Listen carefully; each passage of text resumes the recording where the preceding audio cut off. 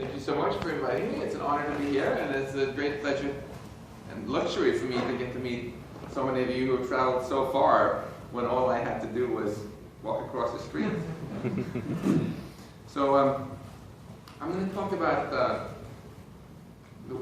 consciousness from my perspective, and I was invited here, which I'm very grateful for, because of this book that I recently wrote called Our Mathematical Universe, where I explore what I consider a very optimistic view about consciousness.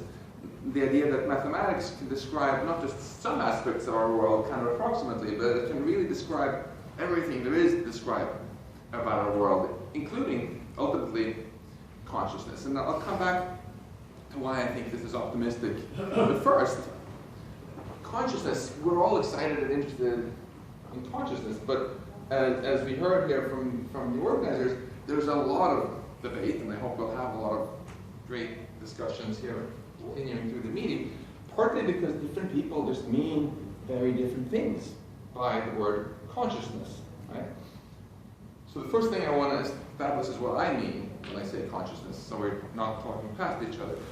There are, as the philosopher David Chalmers likes to emphasize, two really different kinds of mysteries about consciousness. First of all, what David Chalmers calls the easy problems. How is it that our brain does what it does? How does our brain accomplish all these great computational tasks?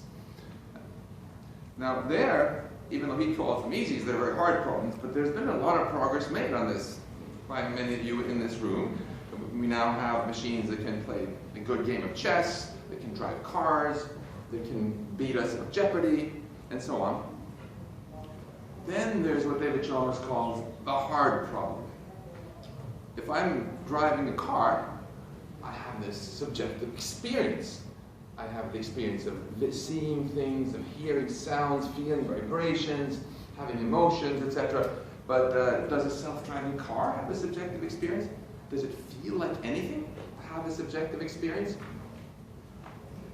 And why is it that, some collections of stuff have a subjective experience and others don't? This is what David Chalmers calls the hard problem. And this is what I'm going to focus on. So for me, I'm going to use consciousness basically as a synonym of subjective experience. Why is it that something's like you, for example, are having a subjective experience right now? Why should you care about this? Well, there are many different reasons. I'll come back to a bunch throughout here, but for example, is Ben Gertzel here right now? He's probably working on his jet lag, but if you take an AGI enthusiast like him, or Ray Kurzweil, who dreams of one day uploading themselves into some robot that looks much cooler than Asimo and can act exactly like them, they would really be kind of disappointed if after you have the robo Kurzweil here, talking like Ray Kurzweil, acting like Ray Kurzweil, if it were to turn out that actually there's no one home. It doesn't have any subjective experience. In fact, it's probably not something that you want to pay a lot of money for. So that's one reason to be quite interested in these things. There are many other reasons we would like to know that too. If you're a physician, for example, you have a patient who's unresponsive, you would really like to know, is this person actually having an experience right now or not? I'll come back to a bunch of reasons why we physicists care as well. But I want to ask you first, for a little show of hands, raise your hand if you are, in fact, a person with some sort of physics background. Ooh, we have some wolves in sheep's clothes here today.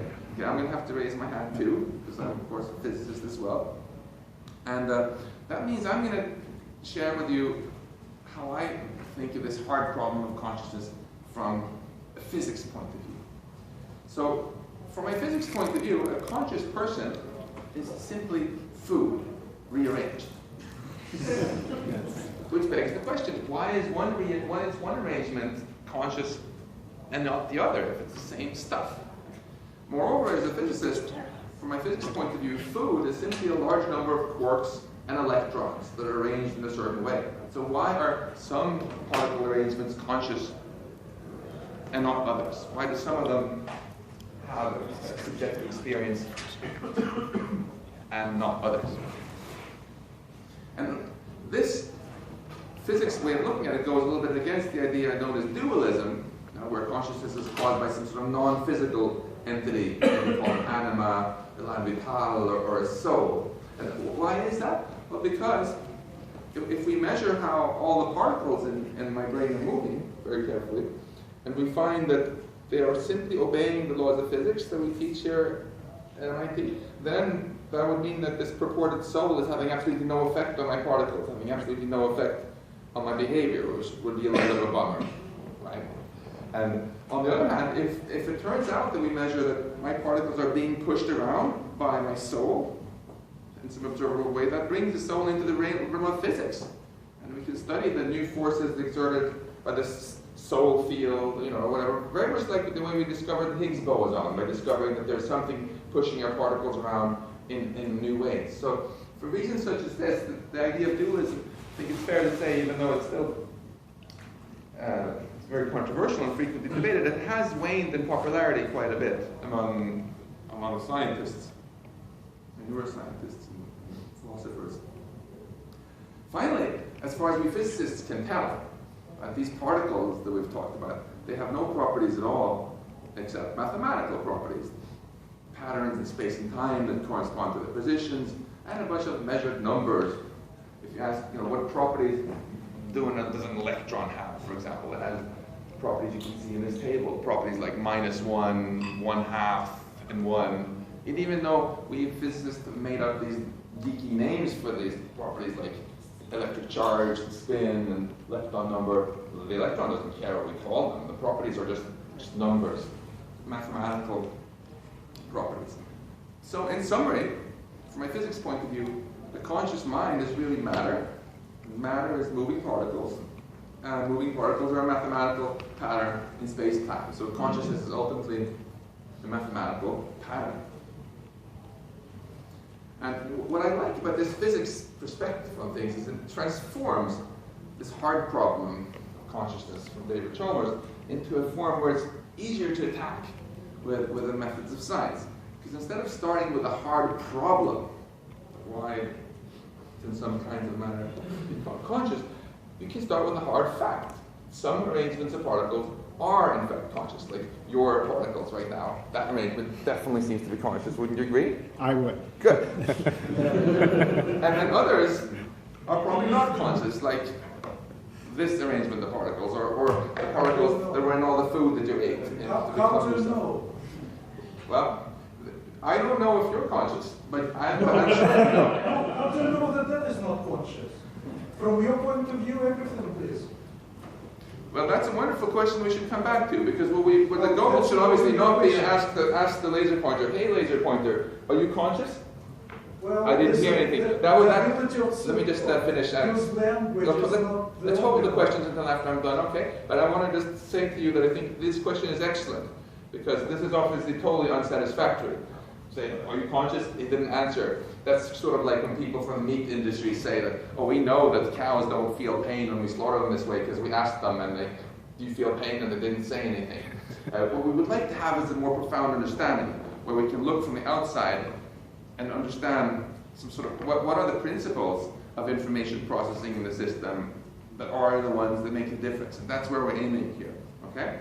So there's been a lot of fascinating progress already, as you know, looking for neural correlates of consciousness, where you look what information processing is happening in the brain, and then you actually keep asking the patient, were you aware of this, were you aware of that? And you, but what I would love to see is also raising the ambition level and going beyond just biological systems. This is after all BICA, where we're using biologically inspired architectures, but generalized to other kinds of architectures which aren't biological, so that we can ultimately also answer things like your questions. What about an arbitrary collection of atoms, some computer? What are the physical correlates of consciousness, would be my slogan. What kind of particle arrangements are going to correspond to conscious experience? All right. So we talked about why Ray Kurzweil and Ben Goertzel should care about consciousness. We talked about why doctors might want to care about consciousness. Why should I, as a physicist, care about it? Aside from the fact that it's just fascinating, or wonder about what I am. Well, we physicists also really need to stop running away from consciousness, which is what we've been doing for the last 100 years. Because we have huge embarrassments in our field. Physics is basically the science of trying to predict what observers observe, right? Yet it's sort of taboo in my field to talk about what an observer is, and how much lamer can you get. And sure enough, if you look at the two most successful theories we have, they have basically completely opposite definitions of what an observer is. In general relativity, you say an observer is a disembodied massless entity that has no effect whatsoever on that which is observed, whereas in quantum mechanics, we know that an observer is an entity that really has an effect on that which is observed, but people are still arguing about what to make of this. And surprise, surprise, these two theories don't get along either, so we don't even have a single theory of physics that we can write equations for. And indeed, I think this question of understanding what an observer is in physics, which of course is the same thing as asking what makes a bunch of particles conscious, is the key to basically all of the foundational problems we have in physics. Why? And I talk a lot about that in the papers I've written. Why our universe has such low entropy, our time problem, why time seems to flow, even though according to the equations they don't, and how to make sense of quantum gravity, and all sorts of other things. And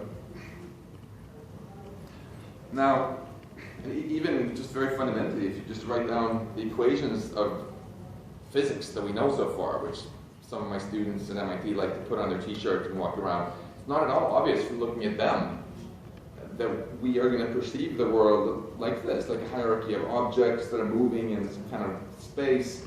Now, mathematically, you could just as well have written out your equations in Fourier space, for example. But that's not where you felt that you woke up this morning, right? So there are all these basic questions which we will never be able to answer in physics unless we dare to ask the question about what consciousness really is, what an observer really is. Before we delve deeper, though, I have to pause for a moment and just ask, and is this really something we can study at all with the methods of science? And I see you're cheering now, and I'm glad, because it's perfectly fair critique to say, well, there's been so much blah, blah, blah about this for thousands of years. You know, we still don't know what consciousness is. It's something which is forever beyond the reach of science. After all, from the outside, it seems like there's nothing today we can do to determine whether a thing is conscious. Well, if I'm an optimist here, and I want to explain why. If you are willing to let go of the idea of dualism and say, yes, I think that actually this room is simply a collection of particles moving around according to some laws, then this is really stuff which you can make a lot of progress on with the traditional methods of science. And just to remind ourselves, if you put, yes, of course it's true that you can't know for sure whether I'm conscious. On the other hand, you know full well that you are conscious. In fact, as Descartes famously pointed out when he said, cogito ergo sum, not only do you know that you're conscious, but it's really kind of the thing you know best. Everything else you think you know about there being an outside world and that there are 6 kinds of quarks was sort of secondary inferences you drew. So it's sort of ridiculous to say that you don't know, that we can't know anything about our consciousness, because that's the primary thing you know. And if you put yourself 100 years ago, you couldn't make much progress. But today, if you put yourself in an fMRI machine or a MEG scanner or some other good imaging technology, you can in real time compare what you know subjectively about what you're consciously aware of, what you have an experience of, with what information processing is taking place in your brain, at least to the limits of what you can resolve and measure. You can compare these two. Right? And that's precisely how there's been so much progress on figuring out neural correlates of consciousness. You can ask, okay, of all the information processing happening here, which of these things am I actually aware of, and which are things which are some sort of apparently unconscious subroutines or modules that my neural architecture has, which are controlling what my stomach is doing right now, or things to do with my breathing or whatever, which I'm not conscious of. And then you can ask, when you have these kind of masses of data, are there some principles that you can identify? Can you see, it's this kind of information processing, clearly, it always turns out to be the stuff I'm aware of. Whereas that kind somehow I'm not aware of. And just to give one example, you're quite familiar with many successful examples of brain reading recently where you can decode some aspects of neural activity and figure out what you're actually consciously aware of. Let me just show you this video clip, which many of you might have seen from Jack Gallen's lab at Berkeley, where they're simply showing people YouTube videos.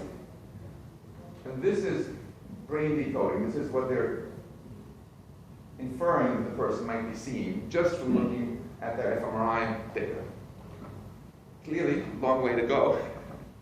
But you can already start to see some interesting similarities, right? This is very different from where we were 50 years ago. And these are things, these spatial patterns, which the person is actually conscious of, right? Now, before I proceed, I have to pause again and ask this very basic question. How could something so complex as consciousness be made of something as simple as elementary particles? It sounds kind of like a non-starter, right? Which is, I think, one of the key reasons people have resisted physicalism and computationalism and all sorts of things like that, sort of almost right off the bat. Well, because it's an emergent phenomenon, which means that it has properties above and beyond its particles. Now, what is an emergent phenomenon? Let's warm up with something simpler than consciousness. Wetness. Okay? Wetness is an emergent phenomenon. A drop of water is wet, but an ice crystal or a cloud of steam are not wet, even though they're made of identical water molecules. So the property of wetness depends only on the arrangement. So solids, light, liquids, gases, they're more than the sum of their parts, in the sense that they have properties above and beyond properties of their particles. They have properties which their parts lack. It makes absolutely no sense to say that one single water molecule is wet. And in the same sense, I think it makes absolutely no sense to talk about whether one single water molecule is conscious or not. It's the arrangement of the particles, which is really the key thing that determines these emergent properties. Okay? We have many examples like that in physics. And just like solids, liquids, and gases, I think that consciousness too is an emergent phenomenon with properties above and beyond those of its particles. So entering deep sleep, for example, will extinguish consciousness, right? Even though it's still the same particles, they just got rearranged in a different pattern. Right? And if I accidentally fell asleep outside in Sweden and froze to death, that would be a little bit of a bummer for my consciousness. My consciousness would completely go away, but I would still be the same particles. It's just the arrangement that matters. So we physicists, we love studying the properties that emerge when you put lots of particles together, which can often be quantified by a small set of numbers that you can go out and measure, like the viscosity, or compressibility, etc. For example, and we classify stuff according to these things we can measure. For example, if we have some large collection of particles where the viscosity is so high that the thing is kind of rigid, we call it a solid, otherwise we call it a fluid. If the compressibility is very high, we'll then call that fluid a liquid. If it's low, we call it a gas or a plasma, depending on this other number, the electrical conductivity, etc. So to me, it's very interesting to ask whether there might be analogous quantities that you could measure that quantify consciousness. And so raise your hand if you know the neuroscientist Giulio Tononi. Yeah, so he has proposed this very interesting quantity, which he calls the integrated information phi. And in his collaborators, they've measured actually a simplified version of it now with using EEG, where they do TMS and then look at the high resolution EEG response to it, and define the consciousness index that they can measure for patients. And it's worked remarkably well, actually, as a consciousness detector. They were able to successfully detected all the waking patients, the patients who were awake were conscious, and all the ones who were in deep sleep, this thing said, oh, they're unconscious. The ones who were dreaming, it said they're conscious when they were in REM sleep. And all the ones who were sedated on propofol and xenon, it said unconscious. There were even 2 patients who had locked-in syndrome, so they weren't able to exhibit any behavior whatsoever, where it said, oh, they're conscious. So this is an example, again, of where it's very early days, but it shows that we can't just dismiss completely the idea that one day we will be able to seriously answer questions like, is this conscious, with things we can measure outside? Because you can already do it to a slight extent with people when you can ask them afterwards and find out what the answer was. So let's look more closely at arrangements of matter that have emergent properties that are related to information. Okay, this phi being an example of that. So for something to be useful as a memory device, right, it needs to have, from a physics perspective, many long-lived states. For example, I can use my wedding band here as a memory device because the fact that my wife's name is engraved in it, now means it's still going to be engraved there a year later, right? But if I engrave the name of somebody in your glass of water there, it's a useless memory device because it's going to be gone in a second. So long-lived, many long-lived states means you can store information, and commercially available memory devices have precisely that property.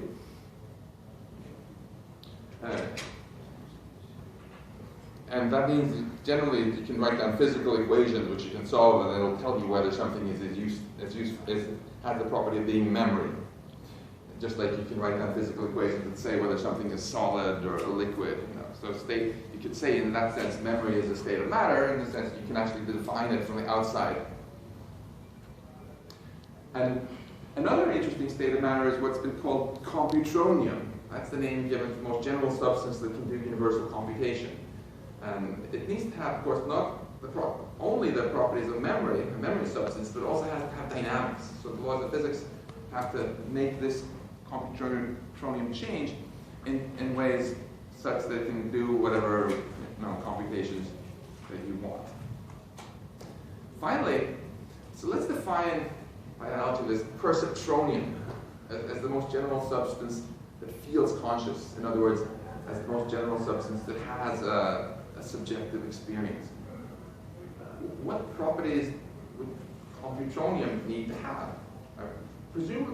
What properties would perceptronium need to have? It would presumably need to have the properties of computronium, but at least one more property, since it doesn't seem particularly likely that everything that can compute is necessarily going to have a subjective experience. So what are those other properties? Let's get back to that. Before we get back to that, though, there is another really big kind of philosophical question we just have to talk about. How can consciousness feel so non-physical? How does physics feel? How does it feel to you? It doesn't feel at all. It's a concept. But it's pretty, regardless of whether consciousness requires something beyond physics or not, it's easy to sympathize and understand why people have invoked things like souls, because they feel it just doesn't feel physical. And so maybe that. But is there some way it might feel non-physical, even if it is physical? Let's ask that question. I think it's Well, physical. let me tell you what I think. I think consciousness feels so non-physical, even though I think it's physical, because its properties are rather substrate independent. I think because their properties are rather independent of its physical substrate. That it doesn't matter what the substrate of consciousness is, as long as it obeys certain basic principles. So let's unpack this unwieldy phrase, substrate independence, a little bit, to see what I mean by it. There are many beautiful examples of substrate independence in physics, where something isn't just more than its parts, an emergent phenomena, but where it's actually rather independent of its parts. For example, waves. Okay. So waves have properties such as speed, wavelength, and frequency. And when when I teach courses here at MIT about waves, right, I teach them the wave equation, which they can use to figure out all kind of stuff about the acoustics of the waves that you hear me with right now and so on. And the beauty of this equation is it doesn't care what the wave is a wave in. The waves themselves are substrate independent, and they kind of take life on their own. And you can, above and beyond those of their parts. That doesn't mean that waves require a soul or that they're not describable through physics, right? But it's actually just a distraction almost when you study sound waves to get obsessed about what kind of molecules they're waves in. It's sort of beside the point. And a wave can indeed travel all the way across a lake, even though not a single one of the water molecules is doing that. They're just going around in silly little circles, as you can see in the picture here. In the same spirit, Alan Turing proved that computation also it's very substrate independent in the sense that universal computation can be done in any substance with a certain minimum information processing capacity. Right? So if you're a character in some future super advanced video game, it's so advanced that you're conscious, not only will you not know whether you're running on Windows or Mac OS or Linux, but you don't even care. It has absolutely no impact on you. All that matters on your game world is the nature of the information processing, right? Not that substrate. So I think that consciousness is the way that information feels when it's being processed in certain complex ways. And this means that consciousness is also substrate independent, if you think about it. It's only the structure of the information processing that matters, right? Not the structure of the matter that's doing the information processing. So it's not the shape of the brain or the shape of the computer doing the computation that matters. It's simply the structure of this information processing.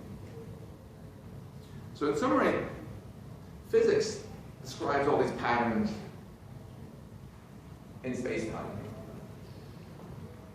that correspond to particles moving around. And we've talked about how if the particle arrangements obey certain principles, then they give rise to certain emergence phenomena that are pretty independent of this particle substrate and have a totally different feel to them.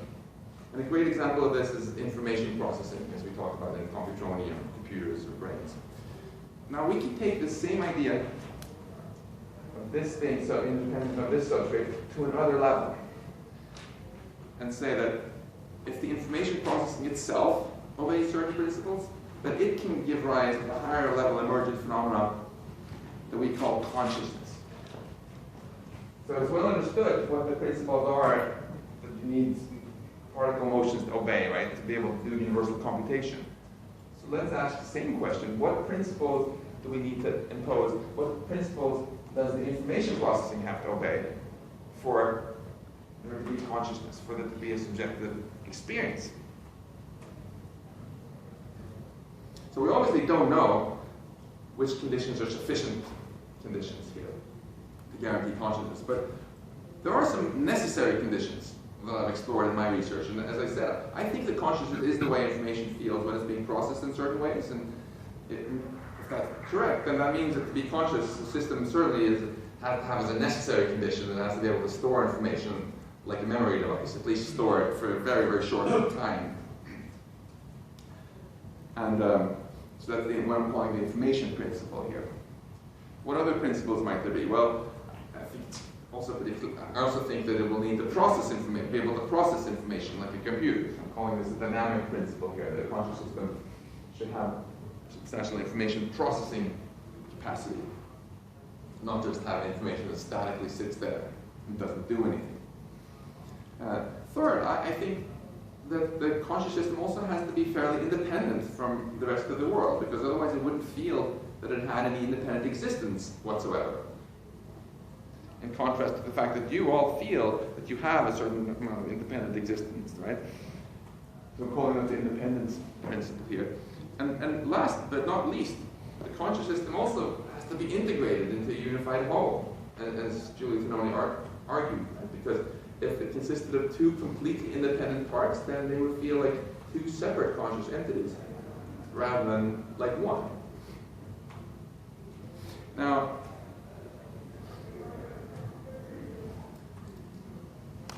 if we switch over to another more basic question in physics that we alluded to in the beginning, if you just look at this room here through your physics eyes and you say, oh, this is just a bunch of quarks and electrons, thing, and you describe it perfectly by specifying the positions and or wave functions or whatever of all your quarks and electrons, you can ask, well, why is it that we perceive it actually as a hierarchy of objects? What is it to say that this quark is part of an object, and that quark here is part of a different object? Where does that come from? How do you see that from just the math? Well, in this case, we actually understand that quite well. So, for example, if you have some ice cubes in your glass of water there, you tend to think of the ice cubes as an object, as objects of their own. Why do we do that? Well, because they're integrated in the sense that each water molecule in the ice cube interacts much more strongly with the other molecules in the ice cube than with the stuff outside the ice cube. I defined in print too small to read here, so I'm calling the robustness of each object, where you basically you compare how strongly things are coupled or to the things they are within the object to relative to the outside.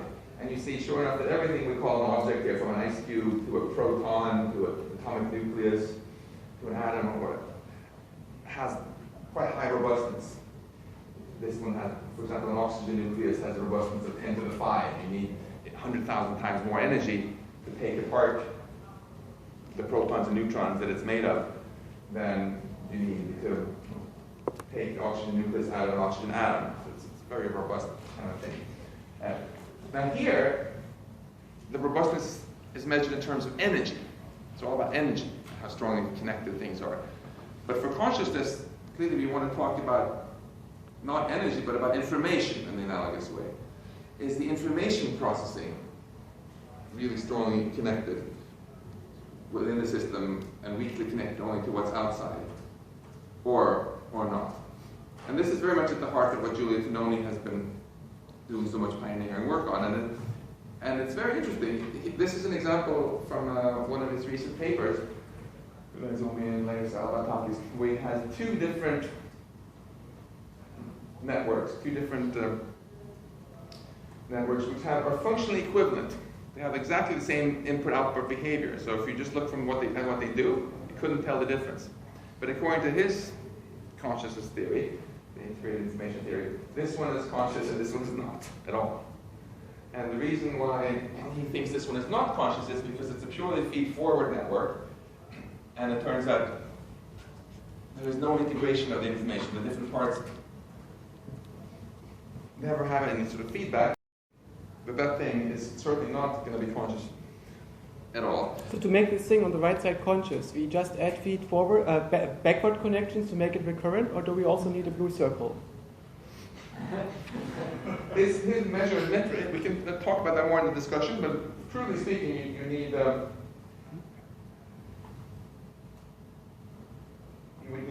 I mean, this kind of thinking really upsets me, because I think that if you have some kind of matrix operation that has recurrency, then this matrix operation becomes conscious, according to Tomoe. I think this is a very unfortunate property. Let's talk about that in the discussion, because I want to finish very quickly so we can have a lot of time to talk about this. If you ever have any trouble with sleeping because of jet lag from having traveled far here, I highly recommend this. It's a very long and dull paper full of equations that I wrote about these issues in more depth, and where I then talk about a lot of detailed sort of physics applications of this. And what I basically am trying to do is generalize these sort of ideas from just looking at the brain or a computer where you know what the bits are, to an arbitrary physical system where it doesn't come labeled that these are the bits. If I look at your laptop here, we engineers have decided that we're going to interpret how many electrons there are on different capacitors in the DRAM as bits. We're going to say it's 1 if it's more than this many, or whatever. If it's a neuron, maybe say we're going to interpret firing or not firing as a bit. But in general, physical systems don't come with like labels saying these are the bits. They're sort of a human construction. we would like to be able to look at an arbitrary system and have some sort of equations that say, is this integrated, might it be conscious? There are a lot of interesting analogies in physics, so I'll just mention but not explain at all. For example, in physics, we have a lot of situations like the icing model where you have complicated networks of things where they can either be very ordered or very disordered. And what you find very interestingly is that there's no integration at all when it's totally ordered, because now you have only one bit of information in the store. They're either all one way or all the other. If it's completely disordered, like at high temperature, there's no integration either. Now you need a lot of bits to store this, but there's no information. This part doesn't contain any information about that at all. But when you're very close to the phase transition, that's when you have the most integration. So it's interesting to think about whether there are analogies between what happens in your brain and phase transitions, and if your brain is in some sense very close to a critical point. I'll just skip through very talking at all about these details here. I just want to say that there's also very interesting links to the specific ideas of Noni and integrated information and so on, to coding theory, error correcting codes. Whenever you use your smartphone to point to one of these QR codes, that information is very integrated, because if you were to tear down one quarter of the poster, your phone would still be able to reconstruct everything. And that can be thought of also as certain kinds of potential energy functions in physics. Then there's a bunch of quantum mechanics stuff, and blah, blah, blah. The key point I want to leave you with, before we switch to the discussion, which I want to leave a lot of time for, is rather a final philosophical note. So suppose the basic message I'm conveying is right, that actually we don't need any secret sauce to understand consciousness. Ultimately, we are quarks and electrons moving around in some complex way. Is this good news or bad news? So let me just tell you what I think, and then I'll stop so you can tell me what you think. So if someone tells me that they don't like this, they don't like the idea of being just particles, my response is, I object to their use of the word just. Because your brain the human brain is the most complex collection of quarks and atoms, the most complex and beautifully elaborate system in the known universe. It's incredibly beautifully complex, and I think it's totally not fair to say, oh, it's just. Because in practice, we're much more than our particles. That's what the whole idea is of emergent phenomena, the whole idea of substrate independence. That what really matters is not the particles, but the patterns. And I want to leave you with encouraging you to ask the right questions here, because the common theme of what I've said is that again and again and again, we have missed opportunities in science for great discoveries by taking for granted that what we were trying to do was impossible, so we didn't try hard enough. We're like, oh, well, we can't solve this because there's a missing ingredient that we don't have. So I think instead of asking ourselves always, okay, what missing ingredient can I blame my failure on?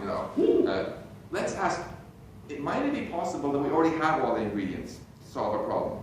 And with enough cleverness, we can actually do with what we have. For example, before Newton, people wondered what the new missing ingredient was, what the new undiscovered force was that prevented the moon from falling down. Because obviously there must be some missing ingredient, otherwise it would have fallen down like a rock. Well, then Newton came along and said, as you know, nothing. There is no missing ingredient. The moon actually obeys the same laws of physics as everything else. And with that bold insight, he revolutionized science, right? But then people would ask, okay, well, what extra ingredient is it that explains life? And they would ask questions like, well, what is it that breathes fire into a clump of atoms and makes it alive? What extra ingredient does this have that this doesn't have? Now, again, of course, most biologists would say nothing. The only difference between these two is the arrangement of the atoms, the patterns that matter. Then a lot of people have asked about consciousness, the key subject today. What is it that breathes fire into an information processing system and makes it conscious? Again, my guess is that the answer is nothing. Do you think the astronaut is not what extra secret sauce she contains, but what is it about her arrangement of particles, about this pattern that's different from this pattern? And finally, Stephen Hawking has brought up a very related point. If it turns out that our universe is perfectly described by mathematical equations, like modern physics suggests, right, then this begs the question that Stephen asked, what is it that breathes fire into the equations that makes a universe for them to describe? Well, if consciousness is a mathematical pattern, then this means that some mathematical patterns are conscious. So again, there's no secret ingredient needed. So here's the idea that I would like you to walk away from this talk with. Instead of asking, what extra ingredient do we have to add to physics in order to explain consciousness, consider the idea that maybe we don't need any extra ingredient at all, and that consciousness is how information feels when it's being processed by particles moving around in certain ways, and let's figure out what those patterns are, because it's not the particles, but the patterns that really matter. Thank you.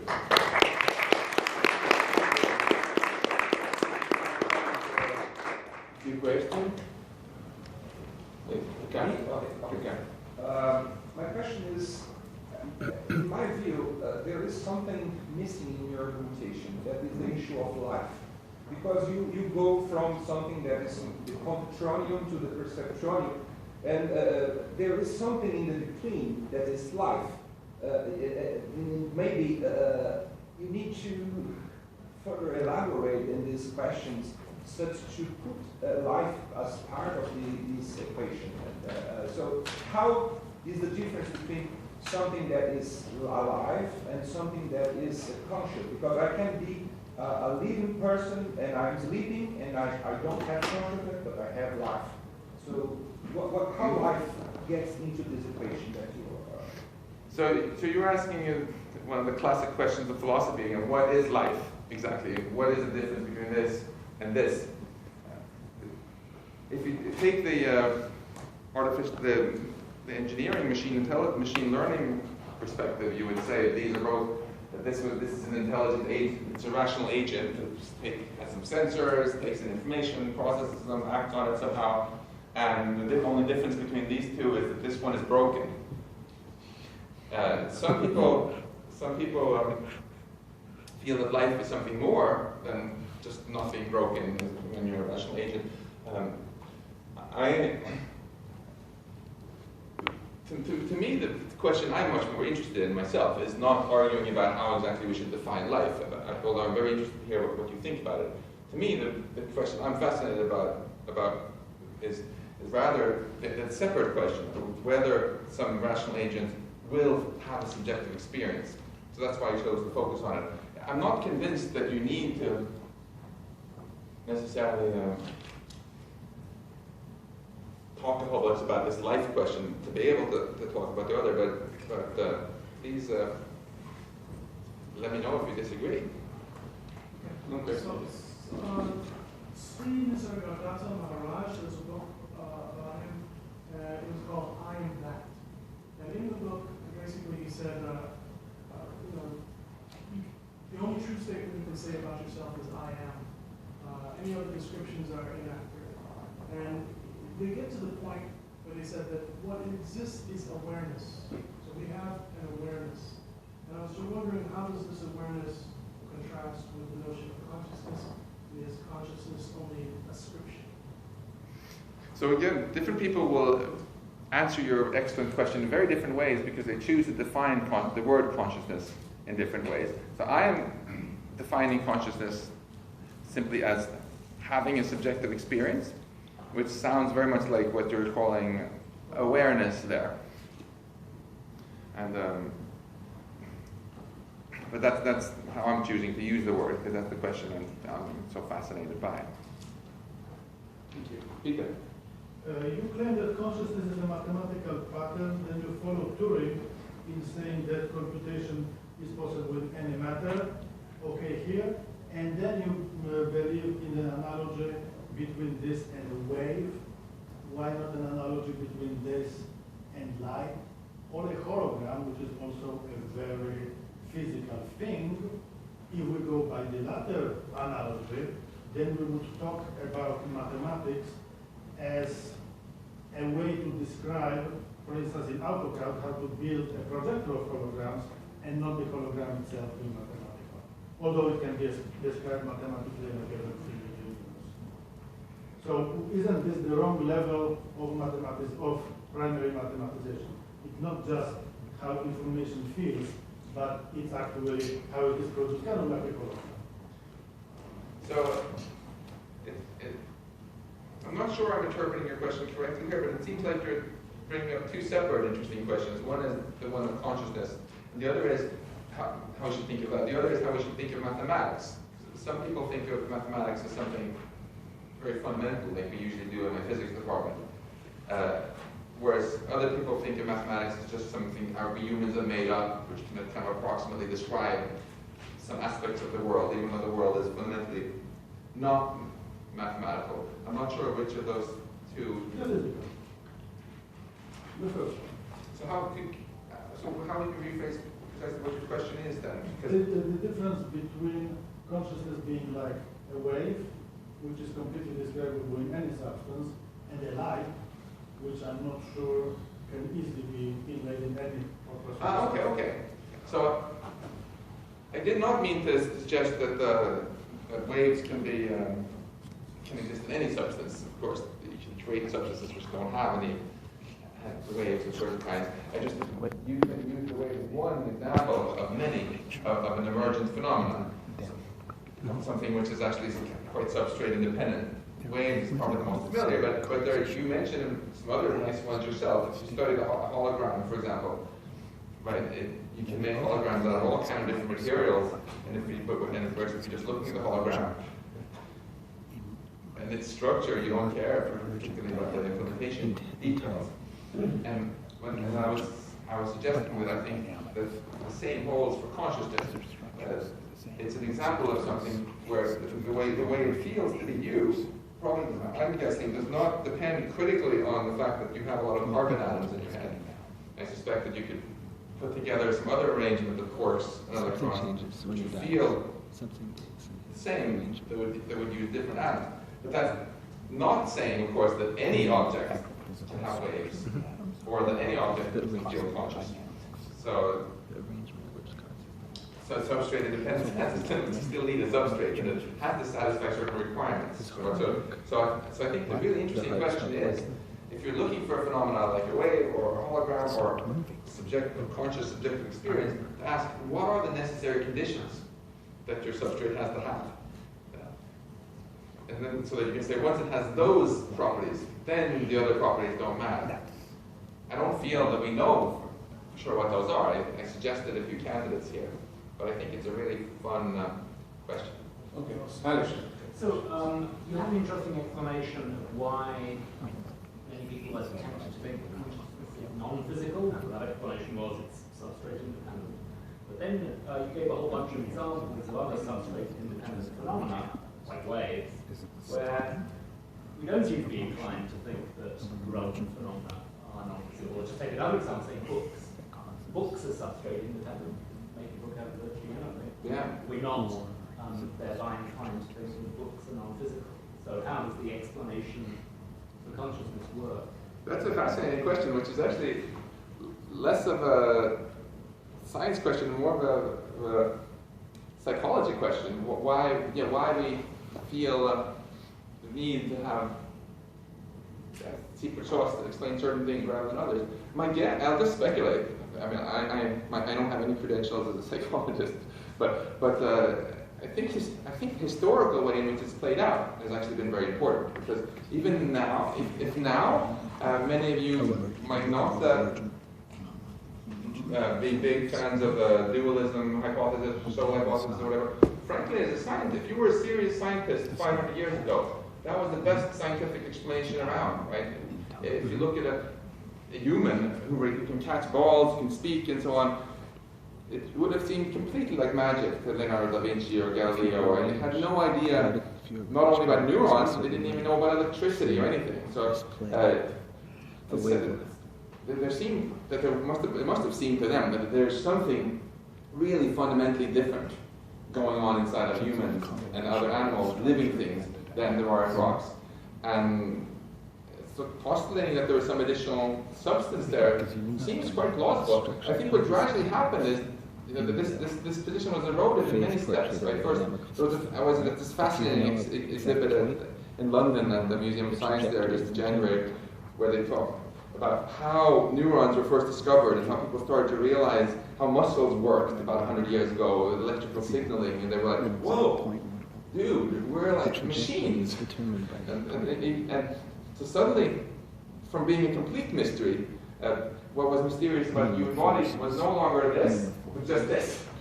And that now you guys, sort of making all this great progress in machine learning and AI, are also beginning to demystify this. You can do a lot of the cognitive processes that seemed completely magical 100 years ago now on your computers. And I think it's because it's been so recent that we thought that everything was magic. Somehow there is maybe a resistance to letting go of some of the magic. That sounds like a different explanation for Darwin.